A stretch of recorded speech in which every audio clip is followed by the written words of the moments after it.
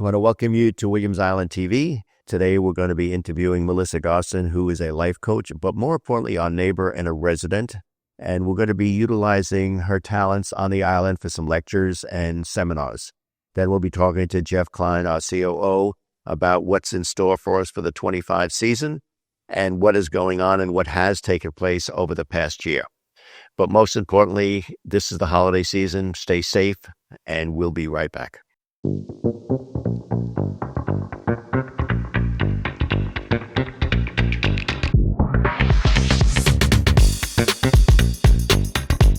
Okay, welcome back. As a continuation of the interviews we've been doing on Williams Island, we have a very special guest today who's our neighbor. And as we talked about at the board meeting last night, there are so many people that live on this island that have so much to say, so much experience, so much history of their workload. But to me, it's wonderful because these are people that have spent their life in their careers, and now they're willing to share it with us.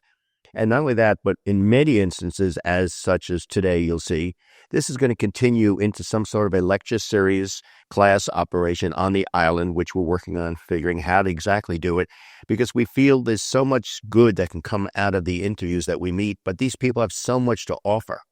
So without further ado, let me just explain who we're meeting today.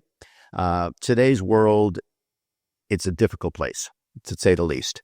And there's so much going on with raising kids or kids themselves, teenagers, people going through anxiety of what's happening. We just got out of the pandemic, and now we go into the economic issues, and now we go into world issues. Our guest today, Melissa Gon, is a therapist. A life coach. A life coach, excuse me. She has numerous degrees in various life cycle types of personality events and issues such as weight loss problems, marital problems, children problems, whatever. And she deals with many of these issues. She has her offices in Manhattan and down here. Obviously, mostly now it's all done by Zoom. But rather than me tell you about her before we get into discussing it, I'd like to welcome you. Thank you. Thank you so much for having me. It's a pleasure to have you. Tell us a little about your credentials and what got you to this. So the first thing I want to just clarify is, the difference between what I do and therapy is therapy can be very helpful for sure, but therapy is really about the past. And what I do is more about the future. It's more about, I'm a thought partner with people. And I've studied positive psychology, and I'll get into that a little bit. But positive psychology is really what's right with people. It's the science of human flourishing, whereas therapy might be like what's wrong and let's fix it. And what I do is more about what's right and let's do more of that. So that's where there's a little differentiation. And in terms of problems, so people come to me with various situations or changes that they want to make in their life. We often say, oh, I wanted this, I wanted that, I wanted this. And the truth is, you can say it all you want, but unless you do something about it, nothing's going to change. That old... So the question I guess I would start with your background, with your credentials, and I like the way you put that it's about today and the future, not about the past. But the past obviously has something to do with how they are today with their issues, whatever. But if I'm looking for a life coach for my son, my daughter, or myself to deal with today's events, with dealing with the issues that I have to get through, whether it's eating disorders, whether it's anxiety, whatever, why do I choose you? How do I find you? How do I know that you're the right person that has this ability? So I don't work with eating disorders. I work with habits. I'm all about your habits because I love and I know that our lives are really determined by what we do every day, how we think, what we physically do, our exercise, our, life habits, how we take care of ourselves and our minds. And I'm really about the complete person in that way. But I don't deal with eating disorders. I recommend people to the correct people for that. But how do I find you? Why would I go to you? What is it about you that I have to know before I say, you're the one? So, not to sound whatever, but people will often say to me, I'll have what she's having. Yeah. Because I walk my talk. A lot of people will say, oh, I do this, I do that, but then really they don't live that way. So I have written a book called The Recipe for Real Happiness. And in that book, I speak of 4 main ingredients that really constitute, in my expertise and in my living, well-being. And those 4 ingredients are practices, life practices, things that you do. So the first one is love, loving yourself, loving others. So there are practices. So in the book, I have practices for each ingredient. What is it that I can do today that's going to strengthen that love muscle, right? Love of self. It's not easy, especially for women. We beat ourselves up. But if you learn mental practices to take care of yourself, then you feel better. It's like a change. It's like a shift. Like I have literally changed my brain. So you had asked about, well, let me finish this and then I'll tell you how I got into it. So love of self and love of others. Love of others is kindness, generosity, being thoughtful, about others. So often people are just me, because they think that that's really going to make them feel better. When in fact, when you do for others, that's really more for you even, but it makes a better world. So I can talk for hours about that, but love of self, love of others. The second ingredient is gratitude. So just really having an incredible gratitude practice. And I have changed again, like I said, my brain to where I just live and I look for the good. So people will say, oh, you're so nice, you're so this, you're so that. You know what? It's not that I'm so nice. I've just learned to look for the good in people, the good in situations. Like I will often walk around here, this beautiful place that we live in, and I appreciate the grounds, the foliage, of course, nature, God's country, God's observatory, right? And I just appreciate, or being with someone, having a wonderful time. I'll stop and savor out loud, how much fun is this? And I'll just say it. And being around that and living like that just changes your whole. All right. But to go back Yeah. to me, what the biggest issue is with Yeah. all of this. Yes. If first I have to recognize I have a problem, which is and that's self-analysis before I get to you. So it's not so much even recognizing you have a problem. It's just knowing that something's not working for you. Okay, but I have to do that before I say, I need a life coach or I need somebody, a partner.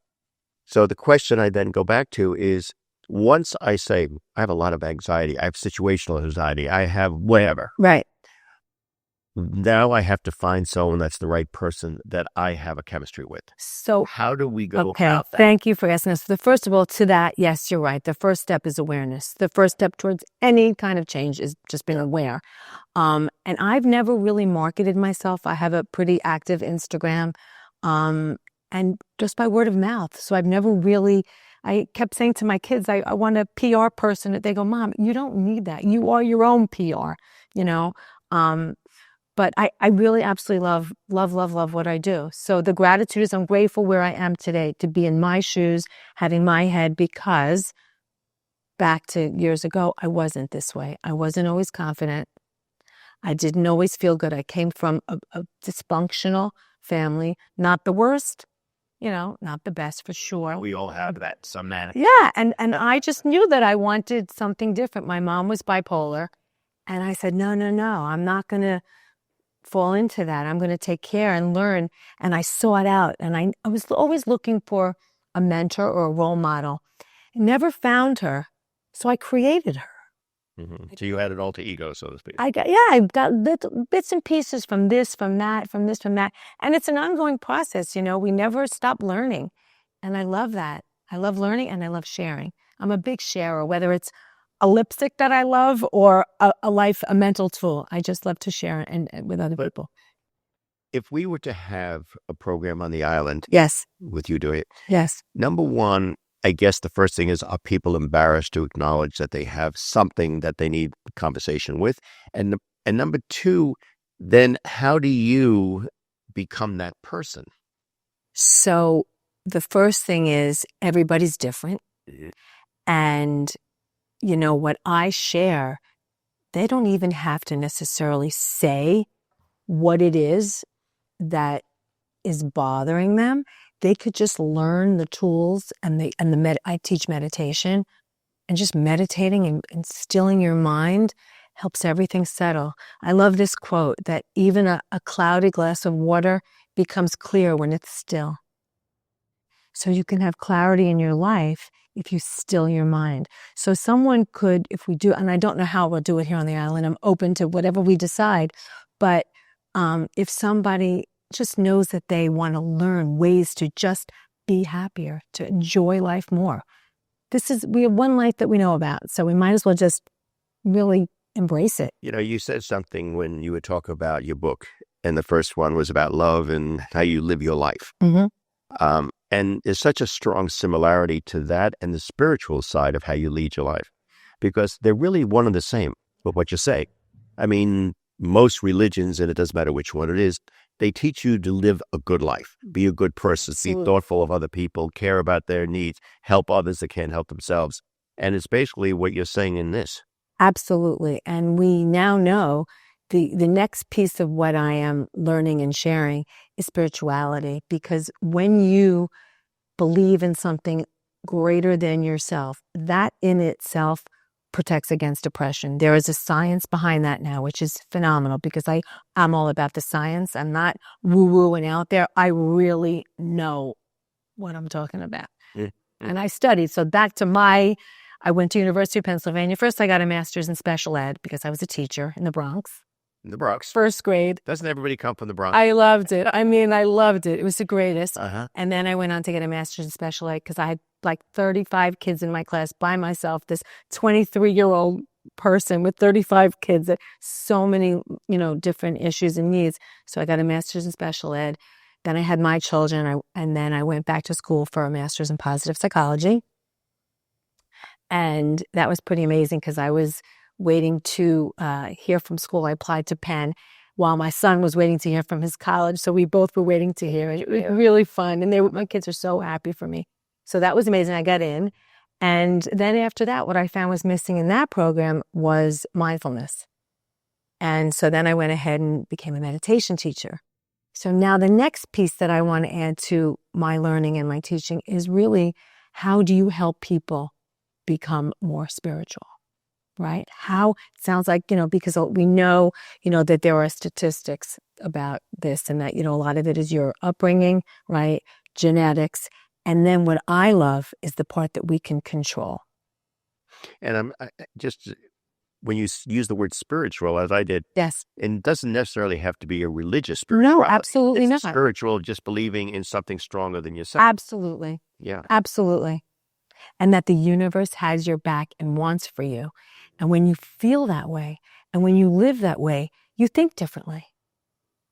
We're in our heads. We have over 50,000 thoughts a day, and the majority of them are negative. Yes. So what I try to do, for myself, I've done it, and what I try to do for others is help them tweak that a little bit and shift it to the positive. So if I asked your children growing up, were you that thoughtful and that careful and that involved, what would they tell me? I'd love you to ask them that question. I think they would probably say yes, and I'm going to ask them myself because I'm curious what they would say. Yeah, I was thinking, because the reason I ask it is because I have a very dear friend, and they were raised with a father who's a psychiatrist. And every time they did something wrong in the house, every time there was bad at school, whatever the issue might have been, it wasn't just smack them in the rear end and that was the end of it. Right. It was this 2-hour discussion. What did you do? How did you handle it? Why caused it? What were your thoughts? To the point where they rebelled against that kind of discipline, so to speak, because everything became a production. They had to think, Right. So I would also say that I wasn't this person when I was younger. I became this person, but I always listened to my gut as much as I could, like what felt right with the kids, and so I kind of led with that, even though I didn't know what I was doing at the time. I was winging it. Who knows? We're not given a manual, no. Right? And I was, in a relatively unhappy marriage at the time, so that made it even more difficult. But yeah, I just, we do our best. We all do our best with what we know. Would you say that, and it's just, I have my own answer to this, being a life coach, for a better term, which is what you do, is you're becoming a partner with whoever it is you're talking to or working with. Mm-hmm. But you also have to have a certain something about you. It's not something you could learn in books, because when you talk about helping somebody in their life, everybody has issues. Everybody has something different. And there's no rule book, as you said, for everybody because everyone's different. Right. So it's almost like you sit with a person, you have to talk to them about their issues, you discuss what their thoughts are, which may take many times together. And then you have to pretty much gain their confidence, I would imagine. Absolutely. To make them feel that you can be that spiritual leader, so to speak. Absolutely. It is. It's an energy, and it's a chemistry, like any relationship. Of course. It's a different kind of relationship, but it's still a relationship. And they have to trust you. They have to believe that you know what you're doing. They have to have faith in you, and your experience and your knowledge. And they have to see results. Like that's the key. When I work with someone and they come back at our next session, I work by phone, by the way. I do Zoom classes, but I also work by phone individually. And when they come back and say, wow, I have, a different this happened at work, this happened with my kids. When I work with these people, it's just that person, but it affects the whole, 8 people out from them. That's also a sign. So in today's world of technology and the internet and such, obviously there's so little communication in real life. Everything is now Zoom, it's texting, it's emails, but no one talks to anybody anymore. Right. What do you find the biggest problem with that is that you're dealing with people today? Well, there's a lot of different pieces to that. So first of all, the Instagram and all this, TikTok and whatever, it just consumes people. So they're just, they waste valuable time on there. By the way, I think it can be very beneficial. I think Instagram is a wonderful tool. My son-in-law is a huge success on Instagram, and he has a clear focus on the news. Mo News, by the way, and he's great. But there's also a lot of junk, and it's also very easy to just kind of get sucked into this and sucked into that, where buy this, buy that, and you lose a lot of time doing that. So I think that that's a negative. I think for young children and for teenagers, I think it's awful, because what they're seeing and what they're learning is not really necessarily healthy for them. So, I mean, that's not my area of expertise, but I think it can be helpful if it's used properly, but it's hard. It's really hard to manage that. And I find that we see it here. People don't talk to each other anymore. There's no communication to anything. Well, I try to change that because when I walk around, I talk to everybody. Always, by the way, that's the other thing.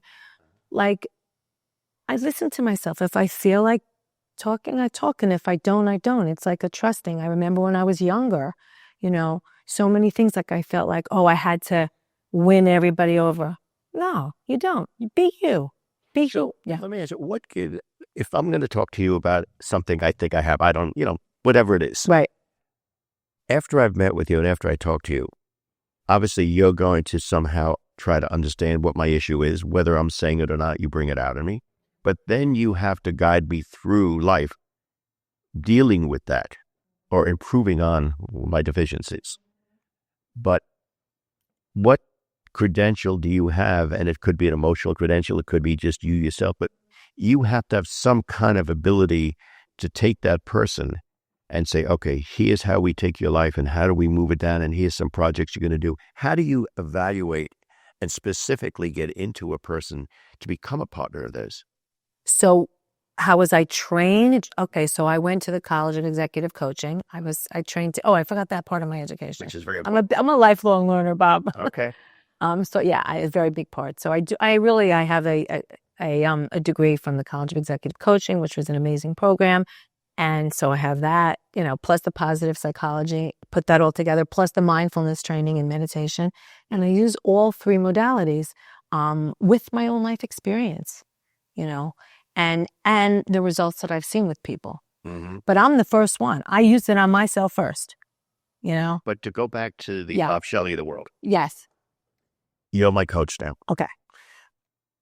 What are the steps that you take to guide me through my future? Great question. So first I ask you, what is it you want? How do you want your life to be? What is it that you are coming to me for? Why do you think you want to work with a coach? What is it you want? So I would start with that. What do you want? So that's your goal. And then we say, okay, well, what's getting in the way? So there's an acronym, goals. This is so old because now it's just second nature to me, but I would say, what is it that you want? What's getting in the way? And then we have some steps, and I am your, accountability partner as well, because we all need that, First of all, we forget. And second of all, unless we say to somebody, I'm going to do this, sometimes it's like, I'm just not going to do that today. But really and truly, when you know that you have to, somebody that you're accountable to. So they give you their thought process, they give you their issues that they think they have, and they give you the goals, and But they start with, exactly. They start with, what is it that they want? I want to feel more this. I want to feel less this. I want to have a better relationship with my husband. I want to have a better relationship with my daughter. I want to have, I want to be more active. I feel old. I feel like my life is just passing me by. How can I grab it back? Things like that. Do you find that, and what it sounds like, is you become the person they can tell what they can't tell to others? It gives them an opportunity to open up, for sure, talk to you about their issues. Yeah.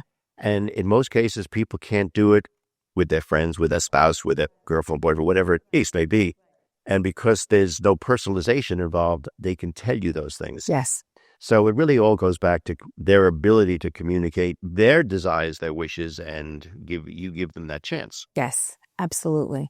And it's really, really helpful to say out loud, things that people have kept quiet and hidden for so many years. It's like they're buried in there, and it chips away at your life. Like, I carry it with you. It's very interesting you say that, because we just interviewed a young woman who was sexually raped and abused at 16. And she, through her years of going through the trauma of that, dealing with it, not being able to talk about it, then went into a field of endeavor where there was a lot of sexual harassment in her field, because she was a sportscaster.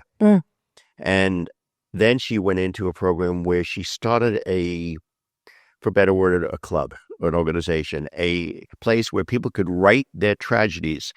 And she found that when they had a chance to write about it, it helped them get absolutely. And it's basically what you're saying. If people will talk about their issues, it's like getting rid of a cancer in the body. Absolutely. For years, I would never want to admit that my mother was bipolar and that I grew up in a dysfunctional family. It's like, oh no, you don't talk about that. But the truth is, it's real. And I love to be able to, my thing is, like, I love to inspire people. And if people can see that, nothing's all rosy. Like, this woman didn't come from like la-di-da, wonderful childhood, that it's possible that they can too.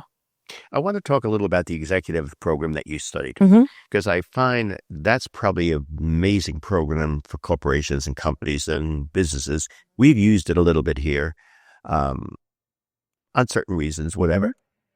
But when you studied that and you learn what was some of the main issues, you go into a corporation and they say to you, okay, we want you to analyze our top executives. How does that work? How do you get involved? You know what happened? I went to that program, but that really wasn't what I wanted to do. Okay. It wasn't really the companies and like all of that. It was really the people, like, the smaller groups, and more of a human relations kind of thing. Like, I'm probably more suited to that than the whole business thing, the whole framework of that. So while I did do that program and I got an amazing education, because it well-rounded my education, that wasn't really what I went into. But the truth is, it's all really the same, because it's working with other people. Right. And that's sure. And so, in companies and in businesses, money is the bottom line, but that will be a byproduct of having people that work well together. So that's where I would come into something like that. But in terms of, and so it's relationships, again, comes back to that. So you and I had spoken a couple of days ago, and we talked about the possibility of doing seminars or doing lectures or doing group works on the island. And would there be a curriculum, so to speak, of subject matter that you would be talking to at certain times at different groups? I would use my book as my guideline. My book is it. So I didn't finish the last two. I said love and gratitude. And the third ingredient is mindfulness. So that's just being present to your life, not dwelling in the past or worrying about the future. Because that's a lot of times where we spend, Isn't there an old expression? If you live in your past, you're depressed. If you live in your future, you have anxiety. That's right. That's exactly right. Yeah. So when you're able to be present and enjoy your moments, right, then it's just a whole different way of living. It's a whole different way of being. So mindfulness is the third ingredient, and learning is the last, so that nothing is for naught. Anything that happens, good, bad, whatever, you can learn from it. And you stop and you say, so if you're feeling crappy, you're not feeling good, you say, well, what is it that I'm feeling? Identify the feeling, right? And then you say, well, what am I thinking? Because that's tied to it. What am I thinking?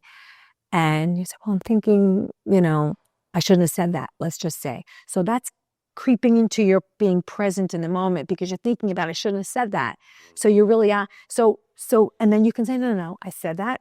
I learned from that, and now I'm going to go forward. So bottom line is, there are tools. Each one has, but learning is the last ingredient. Well, it sounds wonderful what you do, and I'm sure it'll be very successful here on the island. Thank you. I think everybody wants to talk to people, but everyone is looking for something to help them get through life. No one's too proud. They may not say it originally, but they all do. We all want to make a better life for ourselves in some manner. And it starts within. Absolutely. So I love the thrive, not survive. So when I hear get through life, yes, that is. But the truth is, why not just embrace and really enjoy? Because we don't know what the next minute is going to bring. And we all see that all the time. So no matter how old you are, the other day I was talking to these women, and they were in their 90s, and they were so beautiful and sweet. And I heard them, and I said, you guys are so inspiring. And they said, honey, thank you. And soak up life as much as you can right now. Just enjoy. And I really and truly do that. And I love hearing that. And I love sharing that. I love teaching people how to do that. That's the thing, because we weren't taught this. Well, I can't thank you enough for coming today, because this is not the beginning of the end. This is the beginning of the future, because we're going to do much more with this. Thank you. I think it'll be a wonderful opportunity to create. I know Arlene is involved now, and she'll set up something, and we're going to get you together with Carrie from the spa, because we have so many of these programmers and guest speakers. But in your case, I think it's something that we could do ongoing and just talk to people. Absolutely. So wonderful opportunity. We would love to. Thank you so much. And I thank you for being with us. And of course, you're on the island every day, so we'll see you around the world. Absolutely. Thank you so much. So thank you for coming. We'll be right back.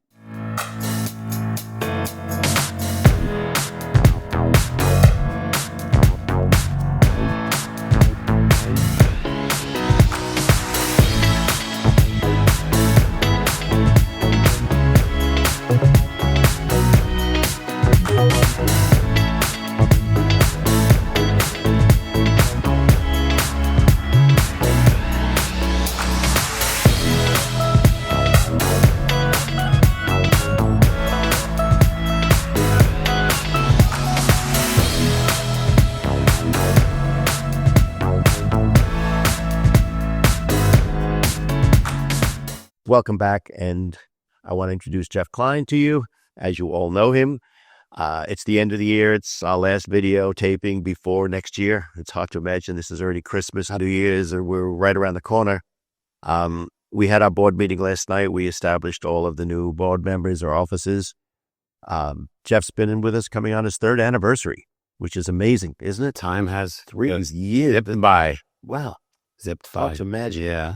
But anyway, tell us what you think after 3 years, Jeff. Well, first and foremost, it's always nice to be on the show. And it was even more special to see your first live coaching interview with Melissa. I think that was more of a personal interview for you. That it was it was a request as a free life coach session for Bob Shelley, the consummate. 3 years. Wow. Time has just come. It's just zipped by. But I use this expression all the time. I am extremely happy being here, but far from satisfied. I think the work we've done, the team that we've built in the last 3 years is extraordinary.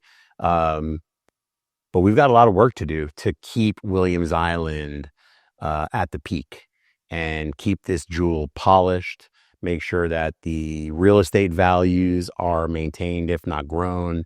And I heard a resident say this last night. It was actually one of our new board members. We don't want to be the jockey club.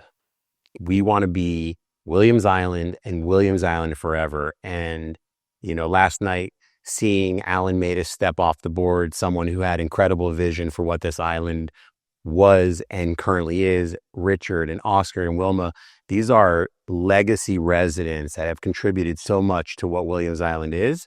And we welcome new board members that take the torch and help us move it into the future and keep this the most premier real estate asset in South Florida. You know what I found last night, and sitting there and listening to all our directors, when I say directors, not the board directors, but Carrie, Thaddeus, Old Food and Beverage, Spa, Carlos, and then listening to our board members.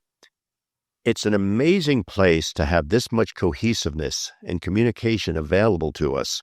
I mean, everyone works as a team on this island, and it's not a one-man show by any means. No, not at all. Nobody. I mean, listening to the various things that go on here between communications, marketing, food and beverage, the new club opening up, the new restaurant, parking, problems. It's amazing. And yet it runs seamlessly. It runs smoothly. We have almost no real complaints. Financially, we're stable. Yeah. And that's a nice legacy for you. And coming from a hotel where every few days you have a whole new group of people coming in, this is a world changer for you. Because now you become part of a family. Here the faces don't change. But it's interesting, I know you always joke with me, it's hard to get a word in. And I always joke with you, it's hard to get a word in. But if you were to sit around the board table with my team, it's actually hard for me to get a word in. If I ask Arlene, she'll tell me the same. I think she would agree. When I first got here, it was me trying to, adapt to an environment that it was new to, with a lot of tenure and a lot of institutional knowledge. So I was trying to find my footing quickly. But now I like listening. And you heard Carlos say that last night. I'm not the tennis expert. He's the tennis expert. Mm-hmm. My job is to listen, understand what he's trying to do, and help him navigate the best business way to deliver a world-class tennis facility. And the same goes with all of the disciplines. And we're blessed to have the type of talent we have. And more so, the family environment that's been created makes it more emotional. And I heard when you were talking to Melissa about things that people are looking for, I think emotional intelligence and that tangible relationship, that's what makes a difference in an organization. And I think we're getting there. Yeah. We're not there, because if we were there, then everyone gets complacent and then we go backwards.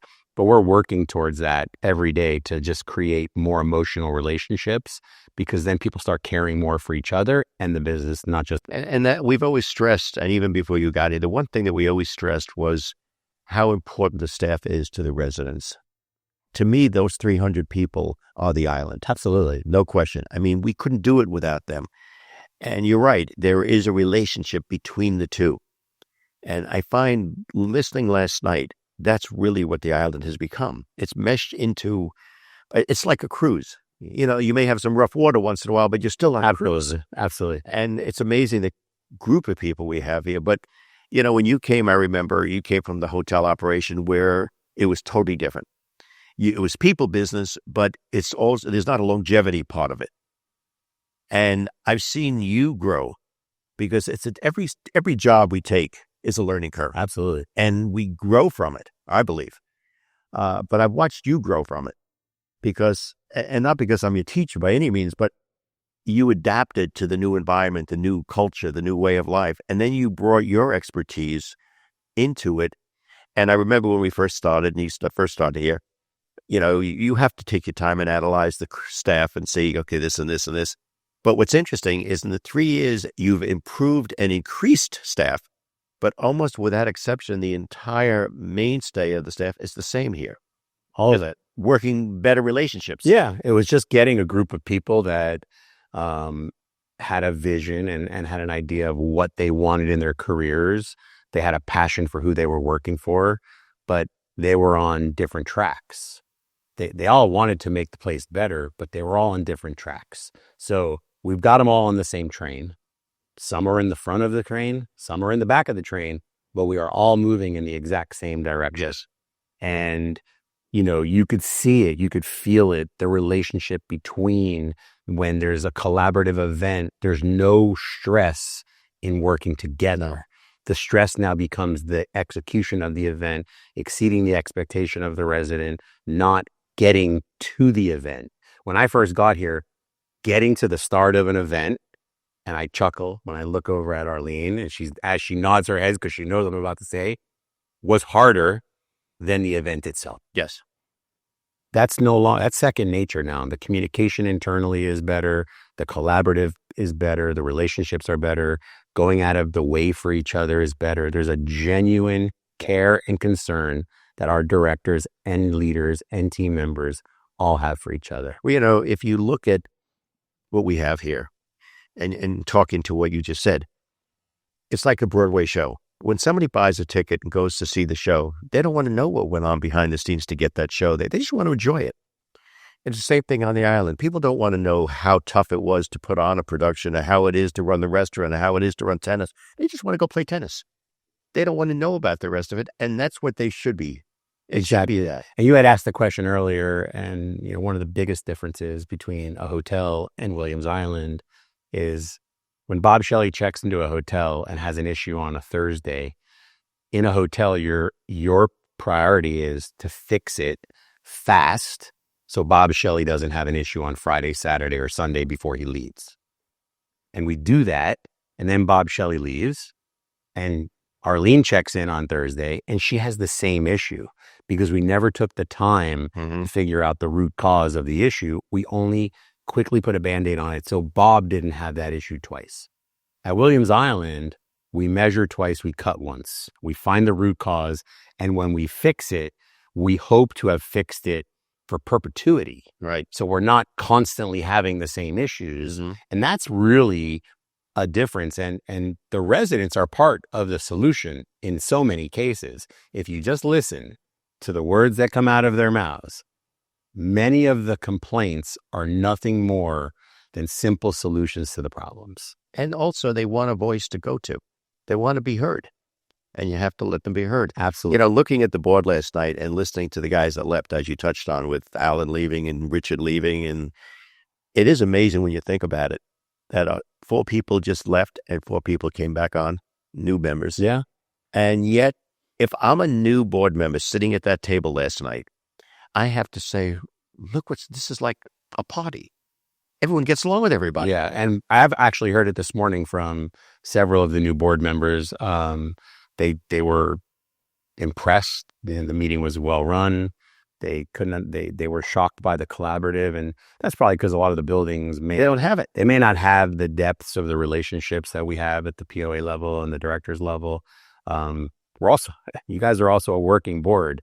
You're not sitting around No. watching. You're very active and creating the vision and paving the way for the operators to do our jobs. I mean, to sit there in a board meeting and say we have $17 million in reserves after we've already paid 16 to a project, a lot of chins hit the table and say, wow, that's impressive. And the interest earned. I mean, we are in a very good position, certainly makes it easier to operate and do the things that we want to do.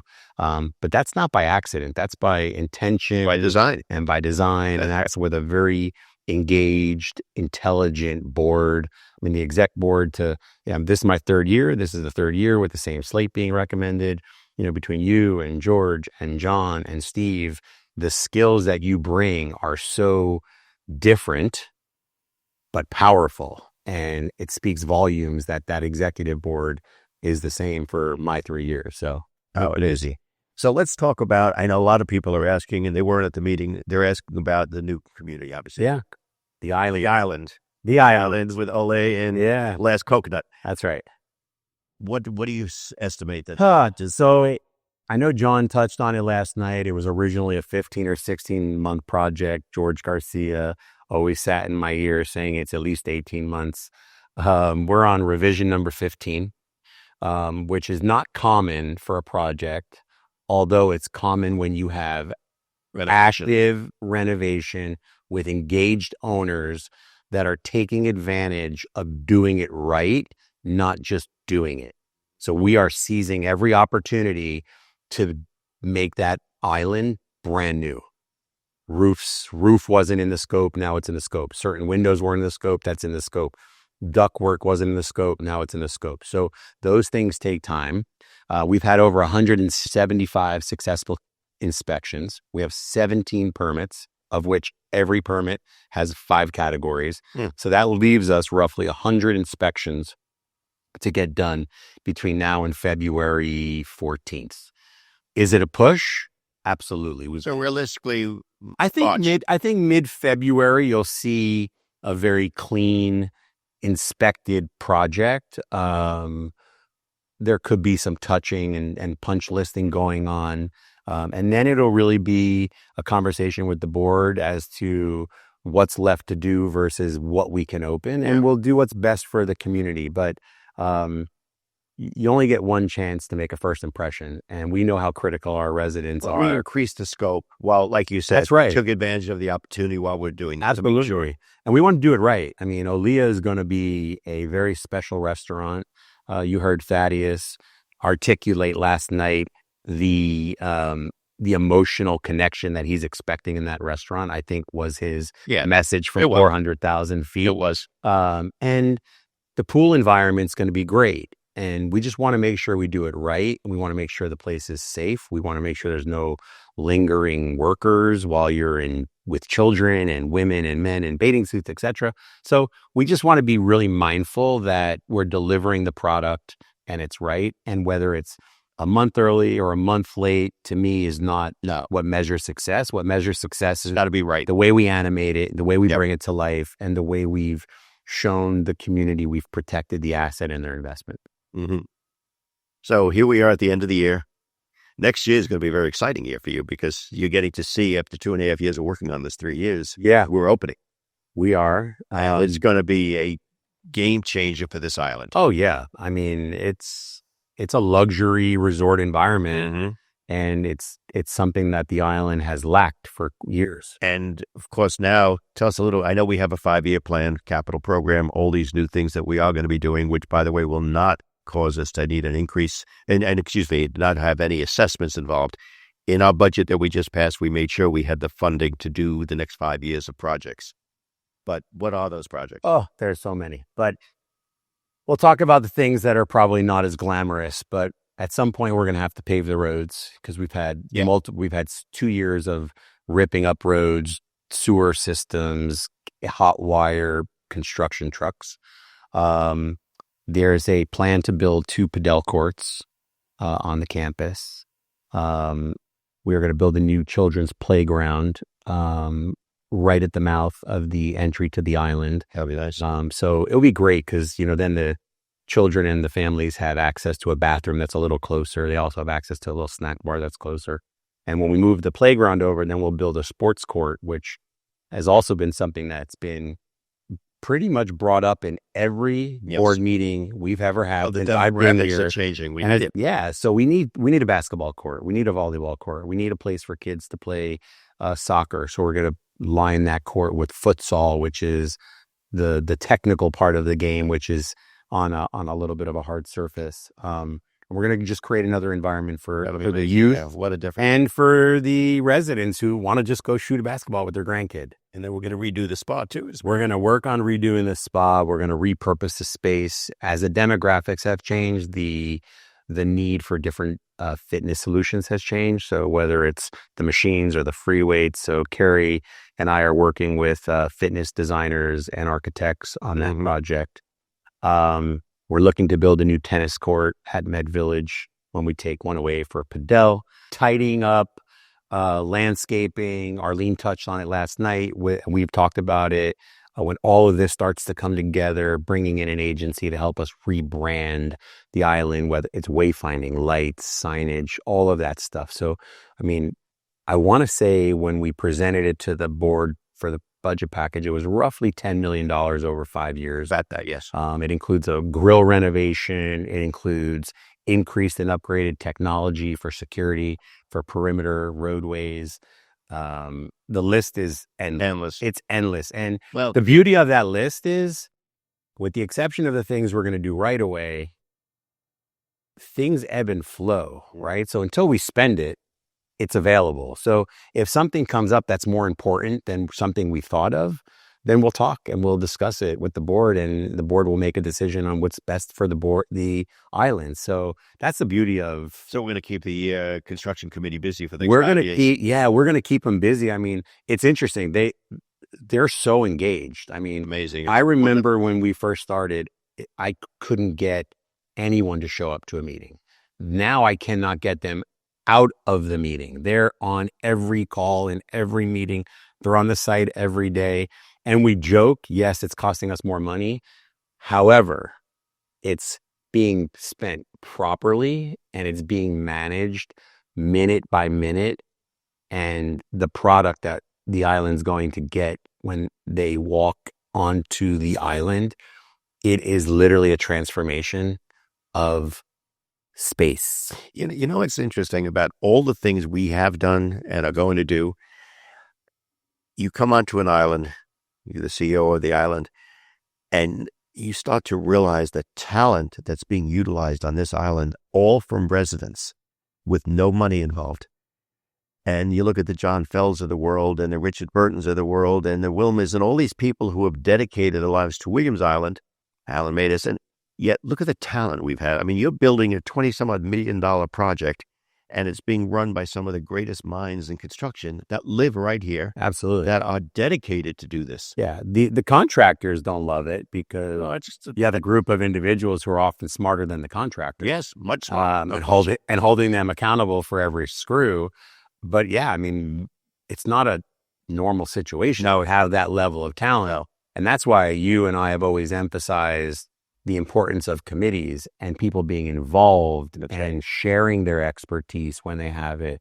And that's why it's great that you and Arlene have added this element to the show where we're talking to people that have expertise in things that would benefit other residents. Absolutely. We're not promoting Melissa. Not at all. We're promoting Melissa's expertise to benefit the resident of the island. And I think that's really important. And we're lucky. I mean, you go from 7,000 to 1,000 to Villa Flora and everything in between. This is a very knowledgeable island. Yeah. Very successful business people that have proven in their careers, and some still working in their careers, that they're the best of the best in their industry. And we're very lucky to have that resource at our fingertips. Well, it's the end of the year. You've had 3 years almost of it. Yeah. I think one of the best decisions we made is getting you on board. Mutual, for sure. And I hope we've changed your life a little bit. Yeah, for sure. My wife wants to know, like, when I'm going to get a second job, maybe. Or spend more time at Williams Island, but it's been great. It's been a great change. I'm funny that Melissa's here as a life coach because a lot of what she talks about was part of my decision making in making thinking about that, right? Like bettering my quality of life, being a better husband, being a better father, being more present in that moment versus looking back at my children growing up and thinking about where they're going. I'm actually living my life with them now, which I did pretty much at Turnberry and Fontainebleau, but it was very different. Those are assets that don't have locks on the front door. Yeah, those are 24 hours a day, 7 days a week, and the job is intense. This is intense, but very different. It has stresses. It's very different. I have 5,000 bosses in many ways when you really think about it. You do? So no, it's been great. I am super excited that we're moving into a year of more projects. I can't wait to bring the island, Olia, and the last coconut to life with Thaddeus and Arlene and the team. The talent keeps getting better on the island. No question. And we thank you. It's been great. And I just keep looking forward to many more years. Thank you. And I want to thank the board of directors, the new gentlemen, as well as the past. It's a very engaged board. It's a very cooperative board, and it's very supportive of everything we're doing. And as Jeff said, it's a working board. And I do want to just say, have a healthy and a happy new year. Have a beautiful coming year. 2025 on the island is going to be very exciting with so much going on. But over the next 5 years, as Jeff said, there's so much more that's going to happen. This is not the end. This is the beginning of an amazing future. And we want to thank you. We'll be right back. But thank you, Jeff, for being here and being our leader. Thank you, sir. We'll be right back. On behalf of the board of directors, the POA team, and our family, we want to wish each and every one of you and your families a happy Hanukkah, Merry Christmas, a heck of a great New Year, and a prosperous, healthy 2025. Healthy. Have a great holiday season. Have a great day.